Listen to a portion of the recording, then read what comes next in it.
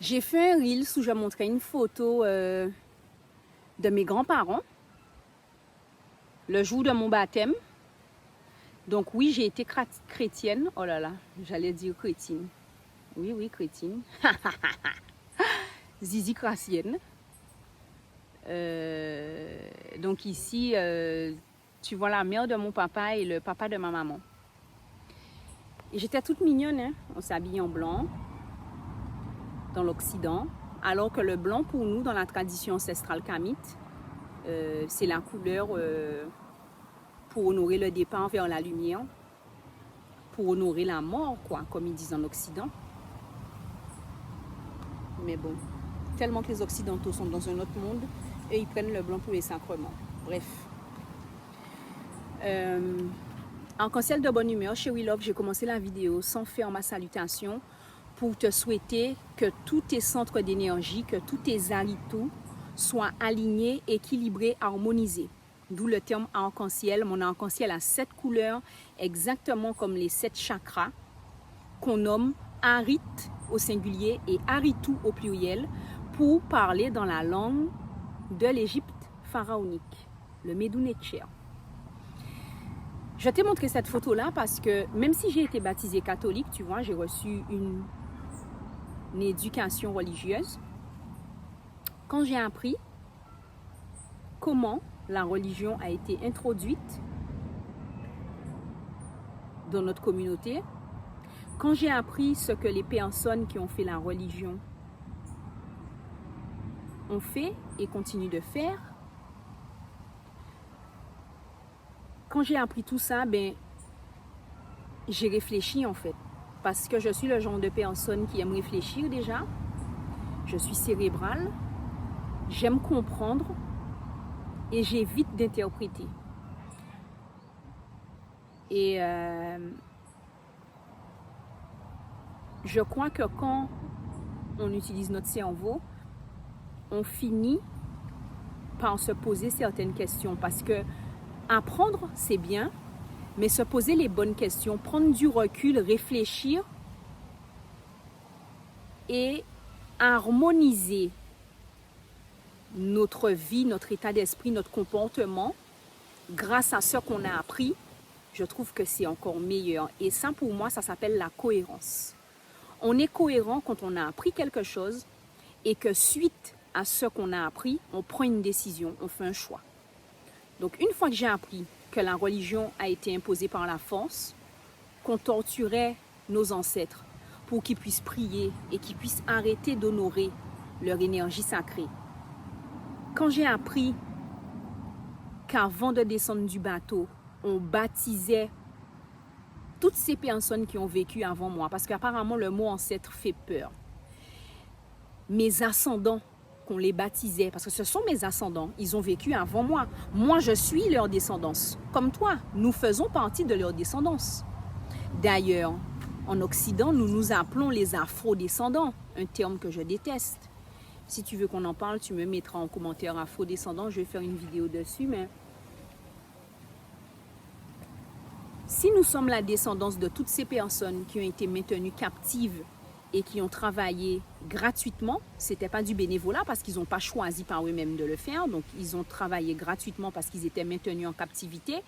J'aime plus utiliser le mot esclave parce que c'est aboli en fait, donc ce ne sont pas des esclaves, c'est aboli, donc ils sont libérés. Même si l'esclavage continue de manière insidieuse avec le salariat, on va pouvoir en parler aussi une autre fois si tu veux. Tu peux même mettre salaire en commentaire.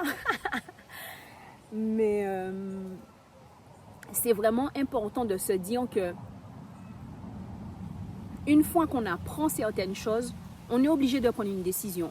Si tu es mélanodien, que tu apprends que les religions abrahamiques ont malmené tes ascendants, donc les personnes qui ont vécu avant toi, tu apprends que c'était de la torture.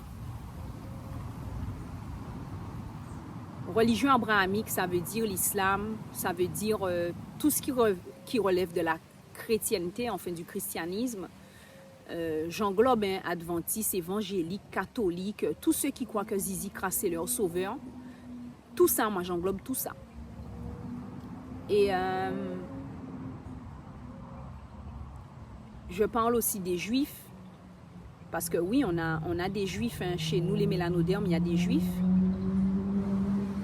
D'ailleurs, je crois que nous sommes les juifs les plus anciens, bref. Mais une fois que tu as appris tout ça, comment ces religions-là ont été imposées par la force et par la violence, et que notre vie était menacée pour nous forcer à adopter ces religions-là, une fois que tu as appris tout ça, que tu as appris ce que les missionnaires, alors je parle surtout pour les catholiques parce que eux, waouh, ils ont vraiment fait du tort, vraiment. Je vois encore la Belgique avec le grand royaume du Congo, comment ils coupaient le poignet des gens dans les plantations sous prétexte que les gens avaient volé ou je sais pas quoi. Comment une religion qui est censée t'enseigner l'amour torture à ce point-là, sans compter les viols. Et c'est dans les autres religions aussi. Hein. Même chez les témoins de Jéhovah, on dit que c'est une secte, mais chez eux aussi, il y a des viols. Chez les Mormons, il y a des viols.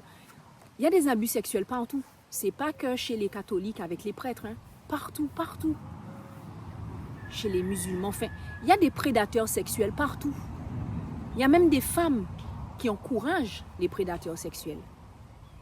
Mais tout ça pour te dire que une fois que tu apprends certaines choses, que tu as certaines informations, si tu décides de rester sourd à ce que tu as appris, que tu décides de demeurer aveugle à ce que tu as appris, et que par la suite tu as l'impression que les choses ne vont pas dans ta vie, que ça ne fonctionne pas, je ne dis pas que, enfin, je finis ma phrase, si en dépit de ce que tu as appris, tu n'opères pas de changement et que les choses vont de pire en pire, pose-toi la question en fait. Qu'est-ce que tu n'as pas fait pour que ça continue d'aller de pire en pire? Parce que oui, dans la vie, il y a toujours... je regarde s'il n'y a personne qui me dérange dans le jardin.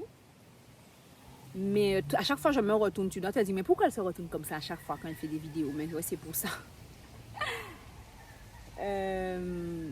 Du coup, dans la vie, je disais, on a toujours des choses qui viennent pour nous secouer, parce que ça fait partie de la vie, ça fait partie de l'équilibre.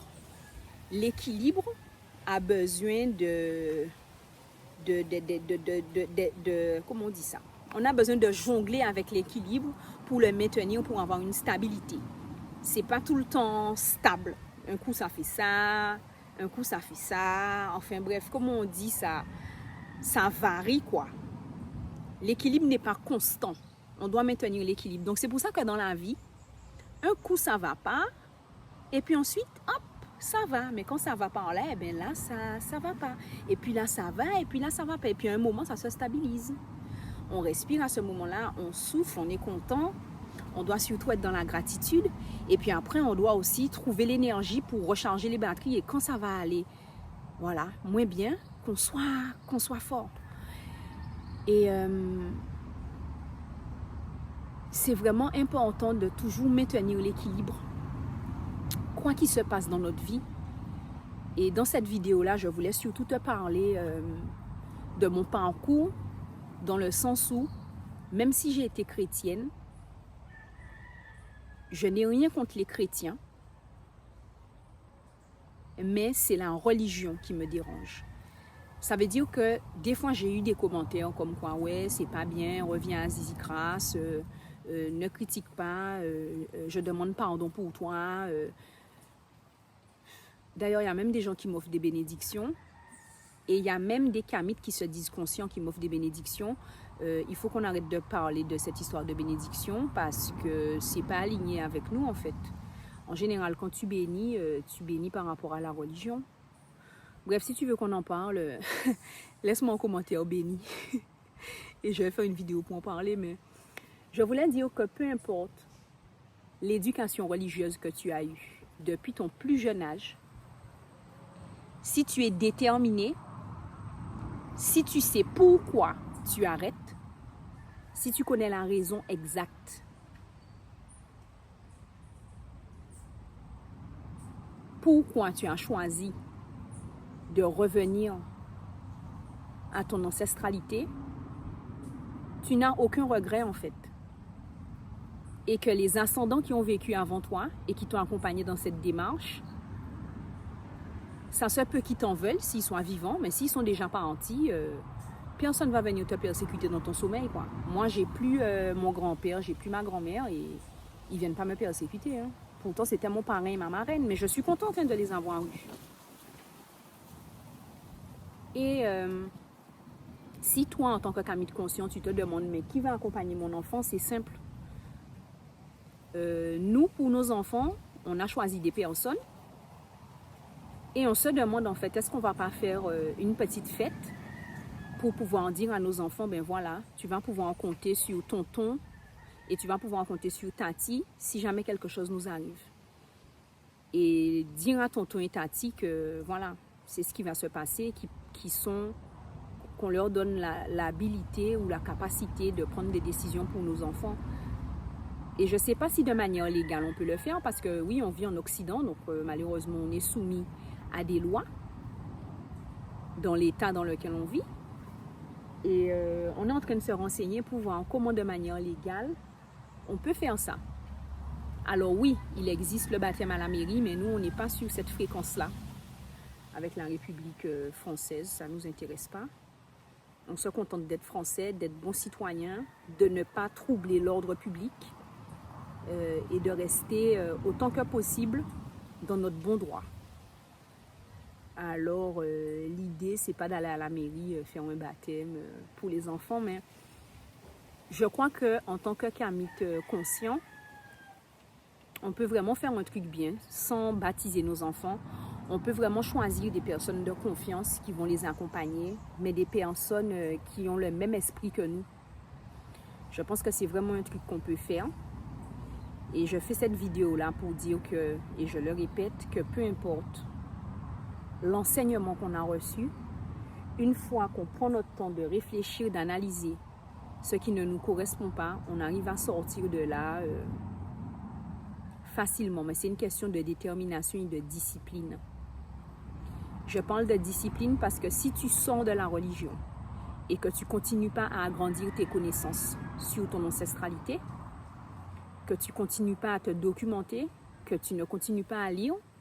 Si tu n'aimes pas lire, regarde des vidéos, prends des notes. Si tu n'aimes pas prendre des notes, regarde les vidéos plusieurs fois pour que ça puisse rester dans ta tête, mais fais fonctionner ton cerveau.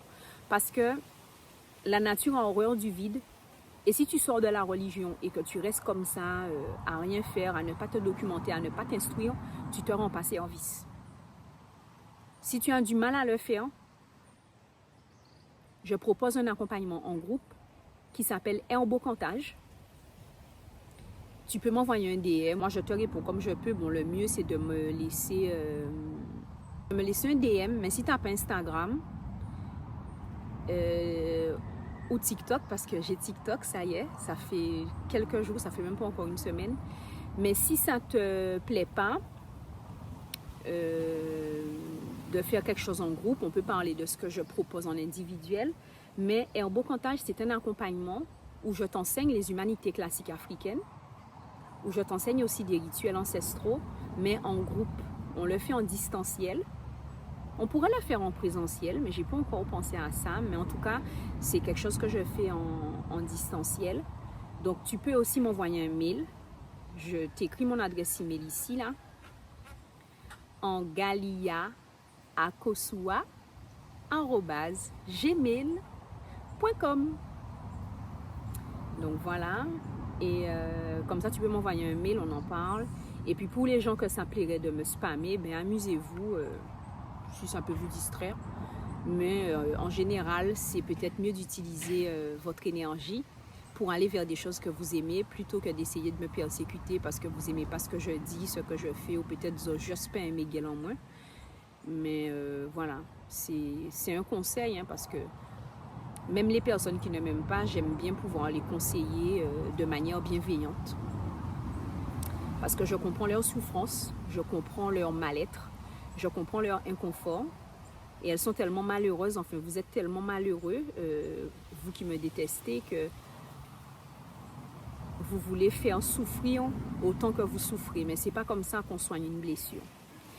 Et puis pour ceux qui m'aiment, je veux vous envoyer encore de l'amour, beaucoup d'amour. Ouais, merci. Merci de me soutenir. Merci d'apprécier ce que je fais.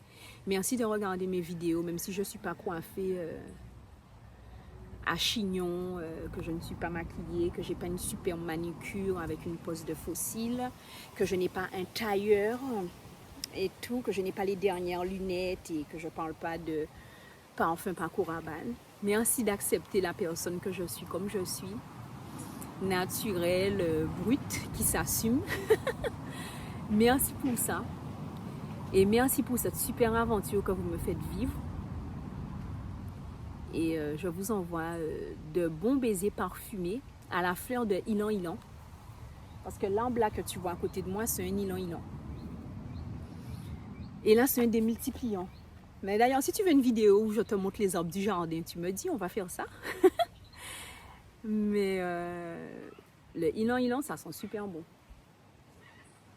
Et ouais, je veux dire merci pour ça encore. Et je vous envoie beaucoup d'amour. Et si vous voulez une vidéo où je vous montre une photo de moi comme ça, peut-être une fois par semaine, on peut faire ça, ça peut être rigolo.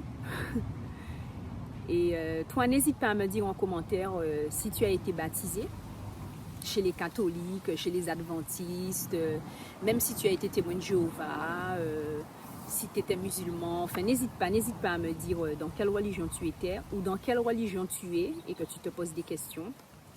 Et puis bon, si tu sais que ça va être dommageable et que des gens vont reconnaître ton commentaire, ne me mets pas de commentaire. Hein. Viens me voir en DM. Mais chez We Love, merci encore à vous. Et on se dit à bientôt pour une prochaine vidéo. Si tu n'es pas abonné, abonne-toi. Allez, bye.